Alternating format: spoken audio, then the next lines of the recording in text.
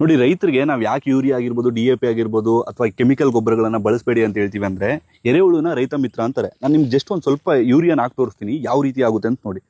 ನೋಡಿ ಅಲ್ಲಿ ನೋಡಿ ಯಾವ ರೀತಿ, ದಯವಿಟ್ಟು ಕ್ಷಮಿಸಿ, ನೀರ್ಗೆ ಹಾಕ್ತಾ ಇದೀವಿ.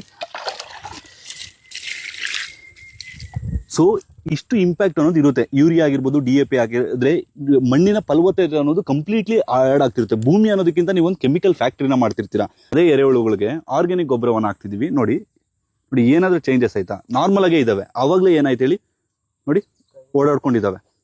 ಎಷ್ಟು ಆಕ್ಟಿವ್ ಆಗುತ್ತೆ ಅಂದ್ರೆ, ಇನ್ನೊಂದು ಇದು ಕೂಡ ಹಾಕಿ ನೋಡ್ತೀನಿ, ಆರ್ಗ್ಯಾನಿಕ್ ಗೊಬ್ಬರನೇ. ಒಂದು ನಿಮಿಷ ನೋಡಿ, ಆರಾಮಾಗಿ ಅದ್ರ ಪಾಡ್ಗೆ ಅದಿದೆ. ನೀವು ಯೂರಿಯಾ DAP ಹಾಕೋದ್ರಿಂದ ಈ ರೀತಿ ಎರೆಹುಳುಗಳೆಲ್ಲ ಸಾಯ್ತಿರುತ್ತೆ. ಸೊ ಅದಕ್ಕೆ ಹೇಳೋದು ರೈತರಿಗೆ, ಆದಷ್ಟು ಆರ್ಗ್ಯಾನಿಕ್ ಗೊಬ್ಬರಗಳನ್ನ ಬಳಸಿ.